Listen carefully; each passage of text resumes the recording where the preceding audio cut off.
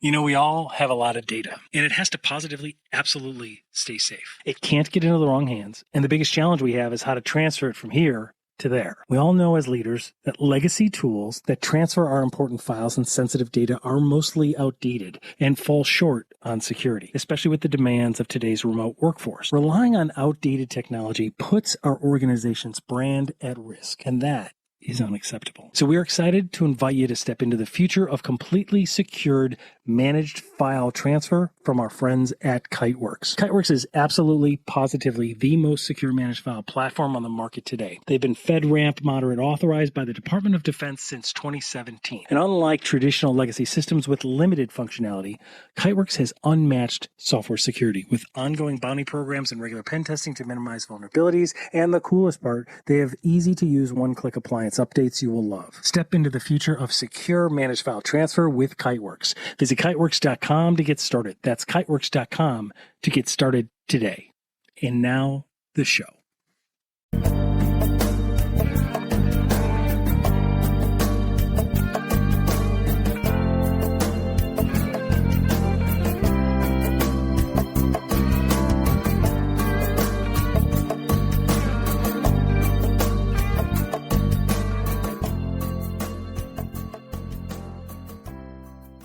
The U.S. Secret Service is the world's most elite protection force, and it's at the cutting edge of investigating and solving the most complex cybercrime on the planet today. It's no surprise that to join the Secret Service, there's an insane amount of training and leveling up of your skills, recognizing and stopping social engineering, your emotional intelligence, psychology, you name it, since your role is at the top of national security.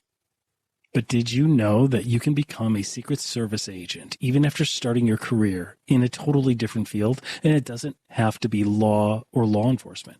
You can go from being a high school science teacher even to protecting the most important resource of data and national security we have in the Western Hemisphere, the U.S. president.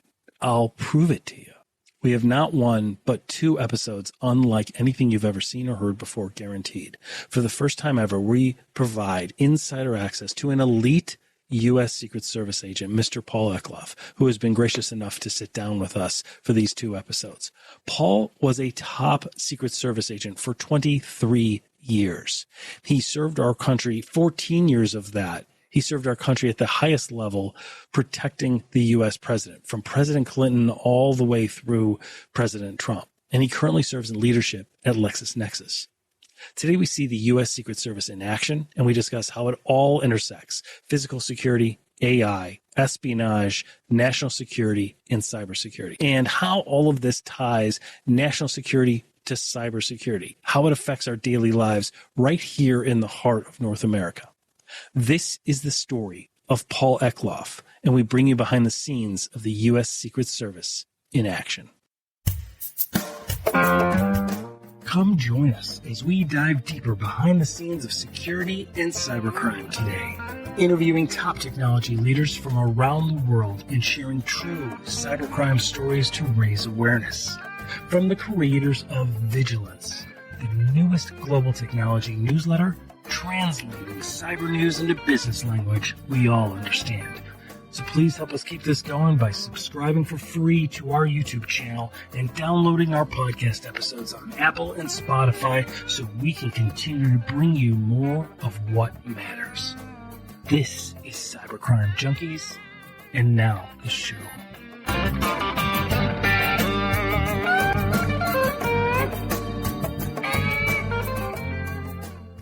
I can only imagine where this conversation is going to go. So welcome, everybody, to Cybercrime Junkies. Today is an episode unlike all episodes. We are joined by seriously a living legend. So Paul Eklof was a United States Secret Service agent. That's a United States Secret Service agent who's willing to talk to me, which is phenomenal right there. And then we should just end the show with that sentence and that's it. But you were, and correct me if I'm wrong, if I get my dates wrong, or if I do terrible at math. But as I look at it, it looks like you were a Secret Service agent for 23 years, and 10 of those were spent, or even possibly 14 of those were spent protecting the most important people on the planet. And before that, what's really interesting is that you were a high school teacher. So today you're one of the top leaders on the planet today in information security, working with Lexis Nexis Risk Solutions. So Paul, Mr. Eckloff, thank you so much for joining. Welcome to the studio. Thank you so much for having me, and I'm sorry to interrupt you there. I just wanted to tell you the reason that I was willing to talk to you is the Secret Service needs to speak to you about something, but we'll talk about it. Oh, Jesus. I'm from the government, and I'm here to help. That's great. Way too, like, just as soon as you said it too, like, I knew it was a joke, but like the hair on the back of my neck went up and I was like, started to have an anxiety attack. I'm like, oh man, that is not what I want to hear today. Today's been a day. So, understood. No, thanks for having me. The work that you do on Cybercrime Junkies to distill these concepts that are so incredibly complex, and honestly, they don't need to be. But that reminds me of my high school biology work, that to explain things, and it's not dumbing it down. Honestly, it's making it digestible because they are such critically important issues. Cybercrime it affects all aspects of every American's life, whether they want to admit it or not, or think it's the realm of nerds. And I will ask you to maybe insert a nerd alert flash with the klaxon from Star Trek or a Star Wars noise, because I don't want to alienate half your listeners when I speak, because that's the rabbit hole. That's hilarious. That's hilarious. Well, thank you for that. I mean, look, and I'm humbled to hear that from you. I mean, look, I think it's important, I think it's important to do even outside of cybersecurity. I think just technology initiatives, digital transformation, things like that, even business owners aren't necessarily technical, but they know they need things to happen. And in today's world, for them to happen, technology is involved. With cybersecurity, we have to make sure that we can do those things without being torpedoed, right? Without unanticipated harm coming from us. And the fact that we use technology for everything isn't great for crime fighting, right? I mean, it's really a lot more difficult to police, because every time we get online, we enter a territory that is no longer Kansas anymore.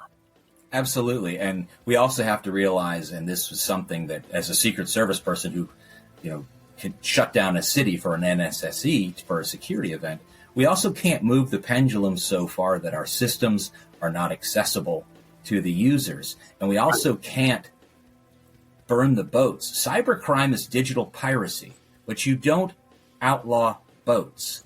Right. They're built by governments. They're built by individuals. You can innovate. They've been around.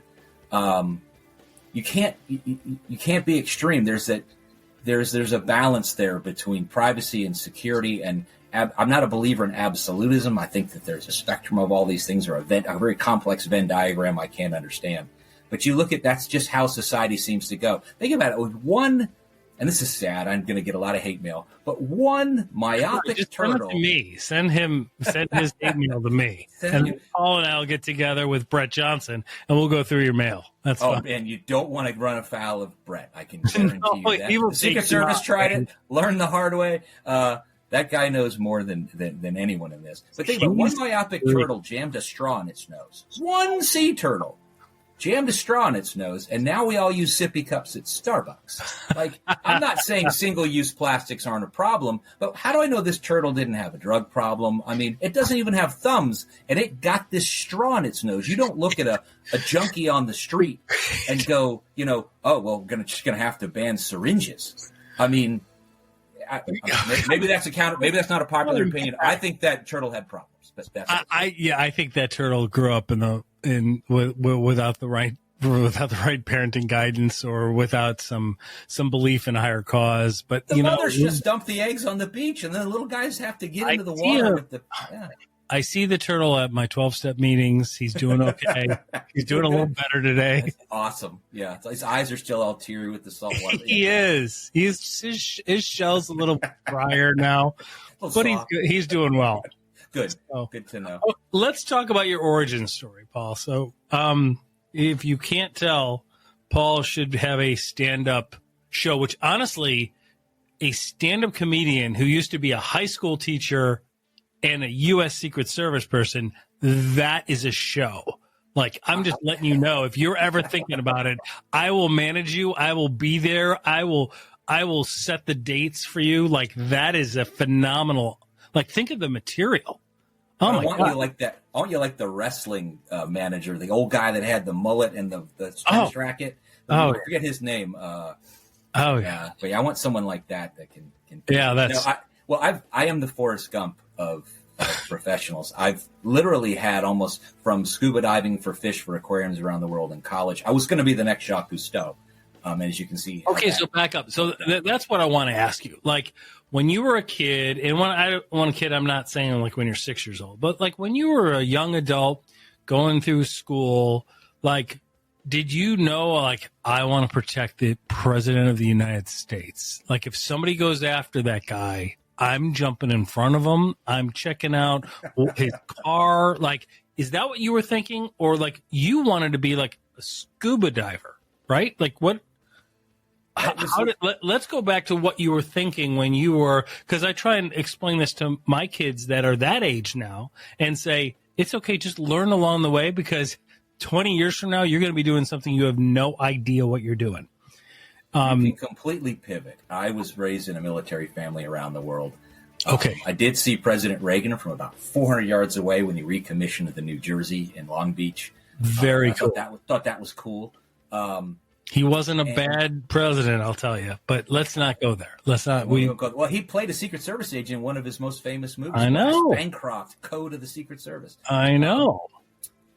I was into biology and fish tanks. I was going to be the next Jacques Cousteau.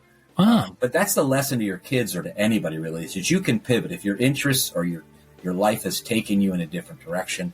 I became an educator because as a scientist, I don't want to say I was lazy, but you got to know your limitations. That's another life lesson. Mm-hmm. I realized that my knowledge and ability of marine biologist, and in order to feed your family as a marine biologist, you literally have to eat the fish you're studying. Like if you want to train flipper, you got to share the bait because it's not a highly paid thing. I realized if I could be a teacher, because I like to talk and tell stories, and you can judge whether they're any good. If I influenced 2 kids to be scientists, I could double the impact I could have had. And so it was sort of profound for me, not that I was a very profound college student, because I wasn't. I had a mullet, and now because I went to University of Miami, I have a lot of skin cancer. But I pivoted to education and became a teacher. I was a teacher. Do we have photos of you having a mullet back in the day? They may exist, and if one appears on this show, you'll hear from my lawyers. That would be phenomenal. If I could just insert, I'll use AI to regenerate one. I'll send you one. It actually is kind of funny, and I'm proud of it. That thing looked good. But this is what God does to mullets. He's like, oh, you want hair on your back? Now that's the only place you can grow it. That's hilarious. Yeah. So how did you, so you were, which makes sense for that transition to go from that interest to teaching science in high school. That's a normal transition. We could see that one coming. How did you go from being, because we've had other teachers that became FBI agents, Darren Mott and Nancy Aguilar, they both transitioned into the FBI from being a high school. I still was blown away by that story. How did you go from high school teacher to Secret Service? Did somebody like tap you and go, come here, like we have a plan for you? Or was it like you applied and you went for it? And I want to know why. Like, the story is, I was teaching biology at the time in rural Georgia and struggling to reach what they call the middle 50. They're not brilliant. They're not going to go to college. They're not special needs in that sense. But these were just average, good Americans. You teach them a science. It was applied science. And the county bought me this applied science set of paperback books. And it was like a month on water. You can only talk about water, or this is physics. And I was just so bored and being, arrogant enough. I told the principal, I said, these are terrible. And he said, well, if you think you're so smart, write your own. And I went, okay, is that an option? So at the time, those Dr. Michael Baden videos on HBO and those types of things, autopsy, it interested me how science was used to solve crime. So I thought, if you want to get their interest, you don't tell them about water. You talk about these shows that they're watching where, nothing but a torso is found in a lake and how they get the different things. So I studied forensic science myself. I ordered books. I may or may not have called publishers and said that I was a forensic science instructor, and so they sent me books and things. And I stayed a chapter ahead of the students. We did a unit on forensic entomology, ballistics, bloodstain pattern analysis. All while you were a science teacher. While I was teaching biology, I got them to allow me to teach this applied science as criminology, criminalistics. It's now a 4-year course in this county in high school science. They teach whole units on it from this little thing that I started. I mean, we literally would take a chicken from the grocery store and stab it, and then I would put it by the air intake for the math wing, knowing that I could take them out every week and show them the different insects that arrive. Stab wounds close up, but they seep fluid. So ants are the first things to arrive, and they drink that fluid. So if you go to a corpse and you see, and if there's a real forensic entomologist who wants to correct me, you can see the little ants, and that's where the stab wounds are that you can't see. And then different insects arrive at different stages. If you pull off a fly at a certain instar larvae, you know it's been there a week. My plan, by putting it by the air intake for the math wing, which was rather evil, very Mr. Burns-ish, was that it wouldn't smell real great in the building, so they'd send someone out to check it. He'd be disgusted and kick the body. Then I could take him out and go, these species of insect aren't found in the sunlight, so this body was moved. It was devious, and it worked out. Oh, somebody moved the body. Somebody moved the body, and you could tell by the types of insects. So it was those kinds of things that a 10th grader and 11th graders, they were fascinated by. We're learning about, the angle and, hydrophilic and So you started to get into that, which is a definite precursor to law enforcement. Well, and specifically a unit on security paper. I came upon a unit on how security paper is made to prevent counterfeit money. And I would have them design their own currency, poster board size, so I didn't get in trouble, and draw it and had to include 3 security features, whether that was microprinting, watermarks, the hologram, whatever. Hologram type things. Yeah. And in doing that, I learned and studied about the Secret Service, and it struck me at the time that I should apply. It fascinated. I was either going to get a degree in forensic science or go in federal law enforcement. And that's what landed when I called the office in 96, and it landed there in the middle of the Olympics and didn't have time. I took their test, and being a huge nerd, did rather well on it. And the rest, as they say, I got to walk through history with. That's phenomenal. And you served you were in the Oval Office or on presidential detail for 14 years or so? Yes, I started in 05 under President Bush 43 on the president's detail. I started in 98 under President Clinton, but starting on PPD in 05 and eventually when I finally left, so around 2019, I progressed through the years doing just about every assignment and left as the detail leader or assistant special agent in charge of President Trump and President Obama for almost 4 years as an ASAC. Best job in the Secret Service. Stay with us. We'll be right back. We all have a lot of data, and it has to positively, absolutely stay safe. It can't get into the wrong hands, and the biggest challenge we have is how to transfer it from here to there. We all know as leaders that legacy tools that transfer our important files and sensitive data are mostly outdated and fall short on security, especially with the demands of today's remote workforce. Relying on outdated technology puts our organization's brand at risk, and that is unacceptable. So we are excited to invite you to step into the future of completely secured managed file transfer from our friends at Kiteworks. Kiteworks is absolutely, positively the most secure managed file platform on the market today. They've been FedRAMP moderate authorized by the Department of Defense since 2017. And unlike traditional legacy systems with limited functionality, Kiteworks has unmatched software security with ongoing bounty programs and regular pen testing to minimize vulnerabilities. And the coolest part, they have easy to use one-click appliance updates you will love. Step into the future of secure managed file transfer with Kiteworks. Visit kiteworks.com to get started. That's kiteworks.com to get started today. And now the show. Wow. And so you were traveling the world. You and I have spoken previously, obviously not on air, but you've had, I think you said it once, like you were in all these different countries throughout the Middle East. Some of them are very dangerous for Americans to be at all in one day, but yet getting online scares you more now?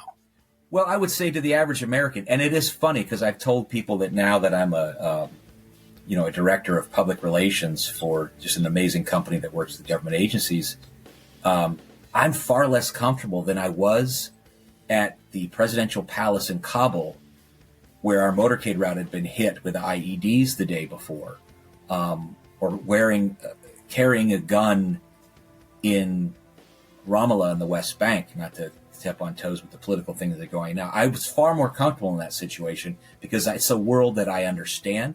I understand that there's only so much you control, and if I'm going to get blown to hell, which is probably precisely where I'm going, that's out of my control. But this keyboard, to the other 300 and so million Americans, is the most dangerous place they will go. And that led my research to things. You talk about digesting things and the topic of this show, it fascinates me because you hear the word cyber. Right. Most people tune out because it's the realm of nerds or cyber. It is. They think all hackers are like kids in hoodies, cracking code, drinking Red Bull, living in their mom's basement. And it's like, it is organized crime. Like, it is the movie The Godfather. Like, when it covers every aspect of our lives. Most people have no idea where cyber. Do you know where cyber even comes from? No, I didn't go down that rabbit hole. Where's the word cyber come from? I was fascinated. People instantly hear it and they just. How do I not know this? Please, I will edit this out probably. Like, how do of course I do, Paul. Let me tell you the history, the epistemology of the word. No, I don't know. So tell me. Trigger nerd alert. Once again, klaxon sound from Star Trek. It fascinated me, so I looked into it. Cyber was first coined cybernetics in 1948, the study of animal and machine control. It comes from the Greek word, which is 2,500 years old, kybernetes, which means rudder, pilot, or control. So cybercrime, what is cybercrime about? It's about taking control. And what's cybersecurity? Taking control back. It's so simple, right? Beautiful a concept, but it's a 2,500-year-old concept. And like the first the origin of species right here on Cybercrime Junkies today. That was far, yeah. And today, way low on the evolutionary tree. Paul swings from his family tree. I've seen my 23andMe, and it's not pretty. So you bring up a good point, and that is your experience was with physical security, yes. And that it naturally involved. I mean, back in '98, not to diss on the technology of '98, right? But back in '98, cybercrime and cybersecurity wasn't what it was today. And the realm of physical security was clearly paramount. Now you have both, right? Now the realm of, we see ransomware attacks leading to deaths, yes. Literally, right? Proximate cause of a death are certain ransomware attacks. So you're seeing the digital criminal activity directly affecting the physical realm now. So the physical security and cybersecurity, walk us through what you see to be some of the biggest dangers for Americans, Canadians, Australian, the Western civilization. No, absolutely. And at its core, the biggest threat are nation state supported actors. Certainly. But when most of us don't have to, most organizations, most people don't have to worry about that. They do, we always talk about the largest healthcare breach was Anthem. And we always ask people how much do you think all that data sold on the dark web? Right. And then they're always shocked to find out it never was, because it was actually espionage. It was a nation state. Absolutely. And most of these things, what are interesting, your biggest cyber actors was China, Russia, North Korea, and Iran. The average person does have to be concerned about it. The interplay or interconnectedness of cybersecurity, physical security, and national security, they're really inseparable. Even the average person, when you look at whether it's consumer confidence or financial crimes and money being stolen, they're all interconnected. And at the end, no matter how strong your security, what we're finding is the majority of these hacks, the vast majority, are someone letting them in. Like, You think about a castle defense. I'm still blown away by it. Yeah, I love the castle analogy, right? Because, I mean, when you think about whenever I'm in meetings in my regular job, my real job, right? And we're talking to people, they're always talking about infrastructure and hardening and everything else. And I'm like, you do know that none of this is going to matter if Mrs. Buttermaker over on the third floor lets them in, right? Absolutely. We have to focus on the people. To me, Yes. like that's the most important thing, isn't it? Hackers hack people. Yeah. There's very little of the old school, injection SQL hacking. It still exists, like war crimes or war games where they put their phone and they did phone freaking, which is another funny story. Did you know that Jobs and Wozniak got their first business making illegal phone freaking machines? I actually do. And that was the book. They didn't make enough money on it. Yeah, the book about it is right up on my shelf. They didn't make enough money doing it, so they pivoted to something that made more money. Yeah. But I'm drawn to like Monty Python. They come up there clacking their coconuts and ask to get in the castle, and he says, "Return and I shall taunt you a second time." Well, that is one of my favorite movies, and when my daughter watches this, she hates that movie. So I'm glad that Paul Eklof actually cited Monty Python and the Holy Grail. We'll have links to it in the show notes. I still fear bunnies, but they scare the dickens out of them. They're terrible. They'll go right for the throat. But if someone's behind him, tapping that guy on the shoulder, going, "Well, I already opened the gate." And the key to security is have the moat, have the drawbridge, have the portcullis, so that if there's one human error, hopefully second.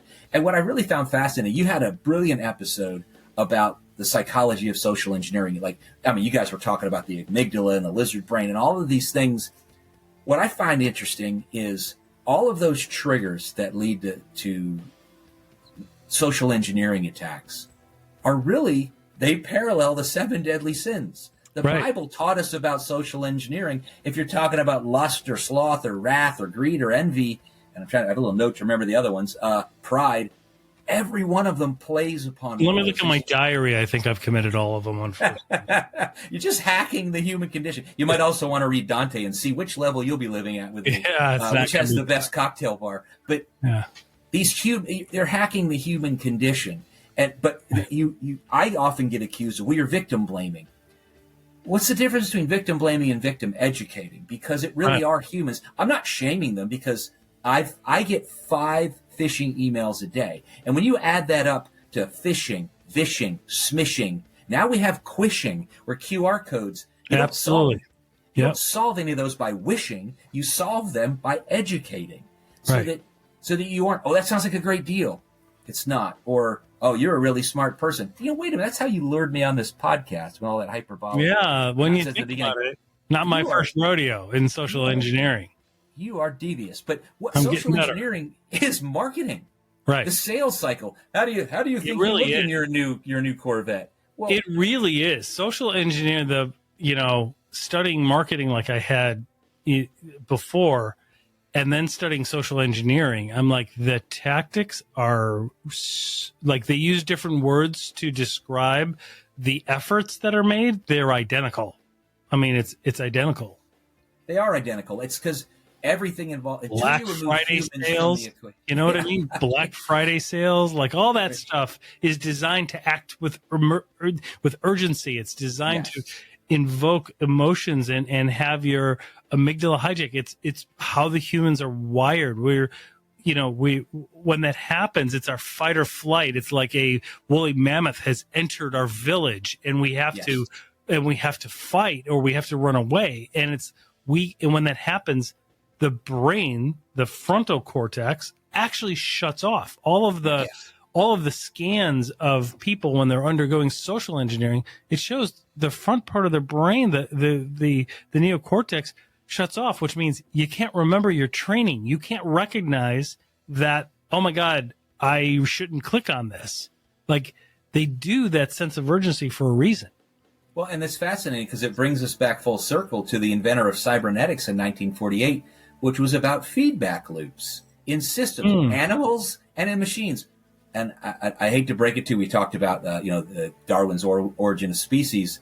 I hate to break it to them, but we're animals. and we're subject to all of these things. How do you get someone to make a decision that is counter to their own interest? That's marketing. Like, I don't need a new Maserati, but I sure would look cool in one. But that would not be, as a family man. Marketing works. If people don't think marketing works, right? When you go to the grocery store for X and you come out with more than X, marketing has worked. Absolutely. Right? And it's time to the music, yes, the shade of the lighting, item placement. Absolutely. Look at Crate and Barrel. I remember studying how Kmart back in the day had the exact same glass by the exact same manufacturer, created from this exact same manufacturing plant in Alabama, and they put it on their shelves with the fluorescent lighting on the metal shelves, and it sold for X, and not that many sold. Crate and Barrel had indirect studio lighting, glistening on balsam wood, right, with right at eye level, and they sold like 10 times as much for like 4 times the price. Like, market. It's the same thing. Like, you go into a dress. This shirt looked really cool in the dressing room, and I'm looking at it now, and I look like a third world doctor. But when this airs, it'll look great. Oh, I look. We'll put it in post production. It'll glisten. Don't you worry. Replace it with something like a really nice, tasteful sweater. We can do anything. We'll get into deep fakes in just a second. Absolutely. The cybercrime, though, I just want to add. Yeah. What I think is problem. We talk about hacking humans or the psychology of social engineering.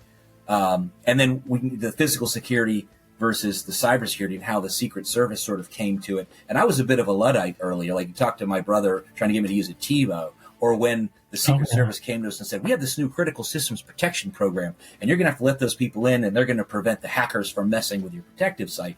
Us old knuckleheads were like, oh no, they're going to turn the lights off. It's far more ominous. And society has a tendency to make hackers the heroes. Watch a movie and find that they're on both sides, but it's always that cool. Now there's not a procedural crime drama where there's some cool hip guy with cool rings and bracelets, and he's kind of quirky, and he's at the keyboard, and he can hack anything. He can solve anything. We look at these people, they're lionized because of once again, the human condition and the story of either the anti-hero or the David and Goliath. Asymmetrical warfare. We Americans, we viewed the British hated the fact that Americans were about asymmetrical warfare and guerrilla warfare, shooting from the trees, aim small, miss small, like from the Patriot. Yep. But then it was used pretty effectively against us in other wars like Vietnam. Mm-hmm. And now when you look at, we see cyber actors as somehow heroes. Like, and this is going to get political, but like Edward Snowden is no hero to me. Dozens of people lost their lives for your cute notion of, and somewhat childish notion of privacy and transparency. Do you need some privacy and transparency? Absolutely. And what's the smallest unit of cybercrime? It's data. And I love when people, I don't love, I actually lose sleep over it, but people just want to ban all data. Data's wrong. People who sell are evil. Data's the only way modern commerce works. Just like you don't ban boats for piracy because it was global shipping, it was the global economy. You can't ban data because it is now the global economy. It allows your Uber to know where to go and Amazon to say the right thing, people to get affordable insurance. And we can't function without knowing the data. So, and it has to be sold and transacted for us to get it. And you can regulate it, but much like other arguments, it should be controlled, and it is. But if you ban it or you say law enforcement can't use it, criminals don't care about your laws, which is kind of the definition of a criminal. So you've got to find legal responsible ways. What is like cyber criminals? They're early adopters, aren't they? Yes, the earliest of adopters. So when you think of that maturity, the scale of early adopters, the laggards at the end that still want landlines, right, and dial up, and cyber criminals are right at the epicenter, right in the beginning, aren't they? They absolutely are, because once again, their motivators are still in the 7 deadly sins. They have a greed or an envy or a wrath that they use those same inspirations within them to target other people, like physician heal thyself. They're very self-aware in many respects. Although Brett Johnson will teach you very quickly that many of them in the space are not very self-aware, but they're bragging on Telegram. or going on his podcast as a liar, or all the he teaches me more than any college class I've ever had within 5 minutes. Much like your show, breaking the things down. We just interviewed him last week. So that episode, I think that episode will air either right after or right before this one. So people will know exactly what we're talking about. Absolutely astounding. But when you look at those early adopters, it didn't used to be that way. There is a convergence of technology that has occurred, where it used to be that the governments only could wield the tank and rule the world. But now the tank can be rendered useless with a few keystrokes. And when you look at that, you can go into a Best Buy or order on Amazon, if there are any Best Buys anymore, and get a keyboard or a laptop that's more powerful than some government systems. Like in the pandemic, many government systems still ran on COBOL, a language no one can write anymore, and they stole $1 trillion from the U.S. government. We've become numb to cyber criminals because we think hacking is cute, and we've become numb to the numbers.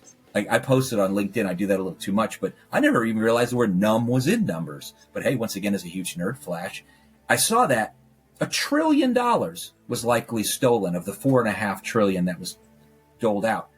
But once again, people go billion, trillion, what's the difference? So let's provide some context there, because I did want to ask you about that. So let's part of cybercrime is crime when you think of fraud, right? Not necessarily cyber criminal gangs like Black Hat that we talked to, which you and I'll get into in just a second, but we're talking about like fraud. And there was a lot of massive amounts of fraud that arose from the pandemic when the government wanted to help organizations. They wanted to help small businesses, like the local in-town restaurant that had to shut down because of the pandemic. They wanted to provide some relief. So the intent was good, But as a lot of things that happened with the government, the execution is horrible. And so what happened here? There were a lot of loans given to people that didn't need it, like the Oprah Winfrey's or the jet setting group. No offense to Oprah per se, but like that group, and then they didn't have to pay it back. But then some of the smaller organizations did have to pay it back. But then a whole bunch of it was just stolen. Walk us through high level kind of what all happened, because a lot of Americans have no idea that this even happened. Well, and it's astounding. They have no ideas of the impact or how it's even caused. There was so much PPP fraud in certain major cities. What is PPP? Is the Paycheck Protection Program, which was to provide these small loans to businesses that could be paid back or forgiven. And I think there was around $900 billion. I think it's 800 and something billion dollars in change, billion with a B, assigned to it. By my studies, $795 billion of that was lost to fraud, waste, and abuse. And there's a difference between those three things. But they were intended, and unfortunately, people get into not just victim blaming, or they want to blame these. The term bureaucrat has become an epithet, and it is not. People look at Secret Service agents, and I mean, your unbelievably kind and hyperbolic intro.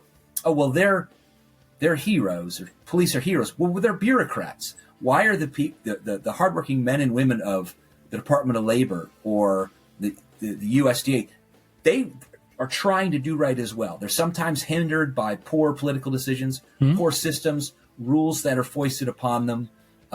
Generally, that all comes from Congress or poor oversight. But what happened during the pandemic was a problem was recognized and a solution. The answer was it just has to get out quickly. Programs used to have checks and balances, whether that was identity verification, asset verification. But the drive to expediency, the drive to get it out fast, broke a lot of maybe safeguards built in the system. Almost all of them. Yeah, and it didn't need to be that way. Michael Horowitz, the brilliant head of the Pandemic Response Accountability Committee, the PRAC, has even said you could have had what they call in the industry friction. And I always tell my coworkers to stop using, because the average person doesn't get that. If I have to enter my name and a password, many government officials say, well, that's too much. It'll slow them down. Well, criminals realize it really quick. When you outlay $4.5 trillion,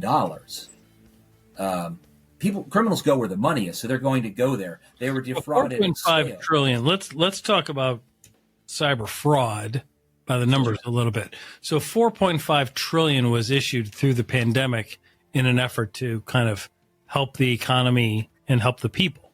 And it did. It did in a lot of It ways. did. It certainly did. I know lots of people that received it and used it for the right reasons and paid it back even. And then some didn't have to. But it seemed like what were the rules on having to pay it back? Is it a case by case basis or what? Because I see people at all the different sizes and industries, some who did have to pay it back, some who didn't. To me, I can't make up any rhyme or reason. Well, there were forgivable loans under PPP, unforgivable loans under the EIDL. Which honestly, I don't even think I can tell you what that. The two ones out of the SBA. There were just a lot of rules that if you had money, you could navigate. If you were a criminal, it didn't matter. Certainly, the once again, I don't want to get enemies, but the Oprah Winfreys and the Kanye Wests and the Tom Bradys and the Bruce Springsteens who took PPP loans clearly didn't need them. Did they violate the law? No. But that's where you start to get like in this prison of two ideas, or the bias of the binary of I'm not a lawyer, but a mala in se versus a mala prohibita law, things that are inherently evil and wrong and things that are wrong because they're prohibited. And there is an overlap there, though, because society can change its minds on things. Cybercrime clearly, at its intent, falls under mala prohibita.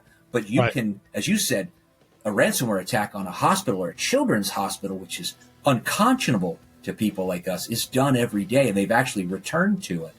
But the fraud that was lost and the amounts and the impact, home prices went up. Fraud in the SNAP program actually means food costs 15 to 20% more. So by no one can argue that the hungry deserve food and we should provide these services, but there's no correlation between the amount spent and the people fed. Criminals take from it. I don't want to highlight that one, but any number of them. And when you look at the numbers, I'm astounded because you hear $1 billion, $1 trillion, what's the difference? And I probably said this too much lately, but there's an enormous difference. 1 billion seconds ago was 1992 and my glorious mullet that we talked about. 1 trillion seconds ago was the woolly mammoth you brought up. It's 29,000 years ago. That's the difference between 1 billion and 1 trillion. That is a great analogy. So when we talk about the difference between 1 billion and 1 trillion, whenever you're looking at numbers, it's a great. That's 1,000 times more. So if one is 30 years ago, one's 30,000 times years ago. And it astounds me. But as we talk, I've pivoted mainly to fraud because that's mainly where I focus. But cyber crime in general, these tools that were developed, some of the earliest the first cyber attack, I think, was before any of it existed, like 1841. But Correct. You look at the other ones, they were tools that weren't intended to cause harm. The first creeper worm was supposed to creep around the internet and figure out its size. But it went a little crazy. And then back in the 80s, even back in the 80s, in more modern times, back in the 80s, there was somebody that was at I forgot, I think it was Health and Human Services or it was like an AIDS conference, and they sent out the discs, right? Like, here's this, and it encrypted like 20,000 computers. And I'm like, there were 20,000 people in the 80s that had computers? I didn't even know that. Right. But I mean, it was the ransomware, the virus spreading, the malware, they were doing that 40 years ago, 50 years ago, hundreds of years ago, right? Yes. Like it's just leveraging advances in technology for malintent, really. Yes. And that one was to prevent piracy. But it caused problems. Like, you start with good intent. And this is was a thought that the director of the Secret Service took away from a meeting with a hacker, kind of that one man's malware is another man's software. It's kind of like, you can build or destroy with a hammer. And then you can start getting into other debates I don't want to bring up because they're, politically sensitive. But you look at these cyber attacks and the bleed over to national security or physical security is astounding. Like, I think one of the first.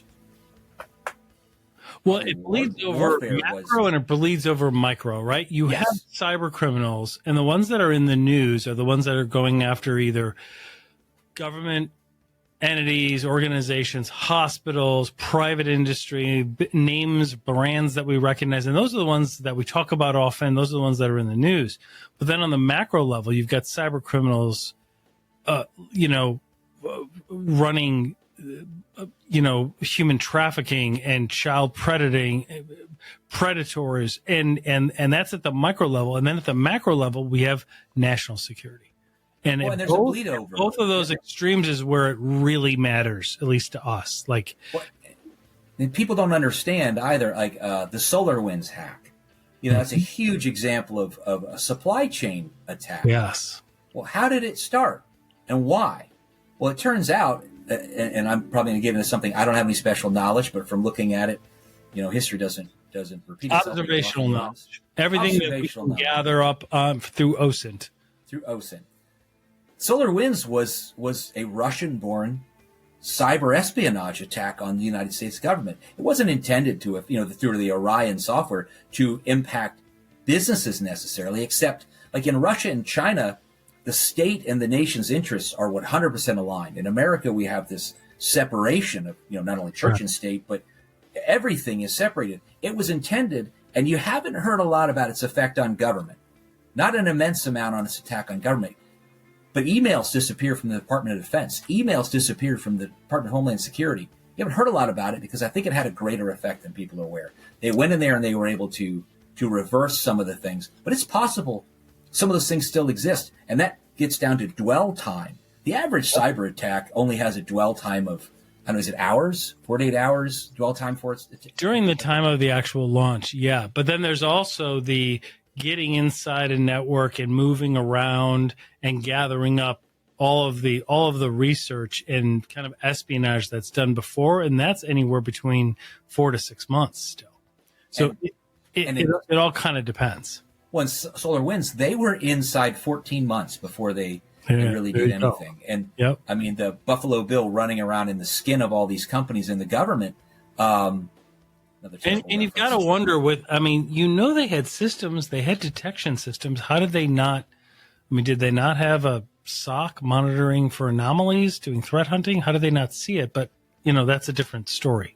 Well, they didn't deploy the malware, and they actually were inside for probably at least 6 months before they did a test injection. Right. And from my reading, what they did was normally the communication back to the Kubernetes or the controller in these attacks is done outside, or it's an anomalous signal that can be detected by these SOCs. The SolarWinds hack was so devious because the Russian, I don't know whether it was, or what are the two main ones, Cozy Bear and one's the government, one's intelligence, one's military. There's a couple of bears there. Mm-hmm. It was hidden as normal network traffic. So it's they were able to disguise it amidst normal things, a very Odyssean hanging to the bottom of the sheep as it walked out of the cave of the monster on that island. But you look at these things and the way that these governments are able to do it, whether it's Iran or one of the more devious uses of these cyber attacks. Obviously, there was a hack of Ukrainian systems in 2015. That they haven't really, they've described, they know it's Russia likely, but it probably was a precursor to Crimea, a precursor to what we've seen now. And they even know, this really terrifies me, in the heinous Hamas attacks, they actually hacked the warning system that Israeli citizens received of incoming missiles so that they wouldn't get any warning of this attack and they would stay where they were when the attackers came in. Yep. I remember reading about that and reporting on that right after it attacked, because people were like, well, why would we worry about, cyber attacks when things like that happen? I'm like, cyber was happening as part of that. Like, absolutely. It's part of the reason it was so bad physically for the people on the ground is because the cyber defenses were rendered, there's a lot of countries out there that have a lot of defense systems. Where Israel is, this isn't a political statement, but where they have some of the best because they have to. Right? Yeah. They're surrounded by enemies. So they had those warning systems in place. They were just essentially decommissioned right as they launched. Well, and what's even more terrifying is you can talk about active attacks, but when you talk about preemptive attacks, I'm not a big fan of the word proactive because you either act or you don't. You can't act before you do, but that's another etymology. That's a marketing. Nerd alert, but that's marketing. When you look at countries that are doing preemptive cyber attacks in anticipation of potential conflict. China has hacked into the infrastructure in Guam because Guam would be the primary center with its base at Andersen Air Force Base, and you have Agotna Bay with the Navy down there. Would be the primary response for the Pacific Fleet during any conflict, any conflict in the South China Sea, Taiwan, any of that. So they've hacked into that. Hearts and minds. They reach into the systems. And that's another story. But when you look at the shipping and the infrastructure that would be required for any type of physical conflict, there are these cranes at all the ports that would load the military vessels are all under the Internet of Things under Chinese control as far as we know. Stay tuned for part 2 coming up right now. Well, that wraps this up. Thanks for joining, everybody. Hope you got value out of digging deeper behind the scenes of security and cybercrime today. Please don't forget to help keep this going by subscribing free to our YouTube channel at Cybercrime Junkies Podcast, and download and enjoy all of our past episodes on Apple and Spotify podcasts so we can continue to bring you more of what matters. This is Cybercrime Junkies, and we thank you for joining us. Well, things aren't getting any safer online, and we're excited to tell you about our exclusive offer for Aura, which is linked in the show notes below.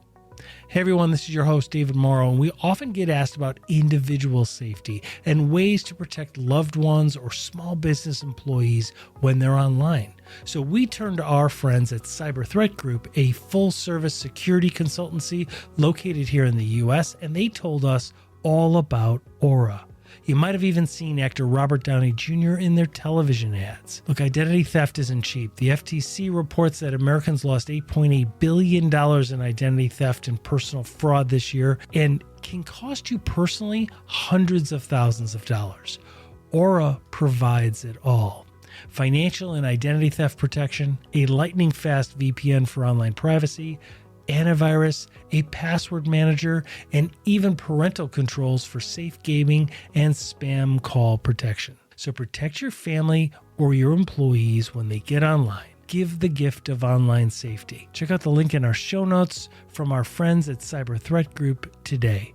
Aura is a great way to protect yourselves online. Check out Aura today and stay safe online.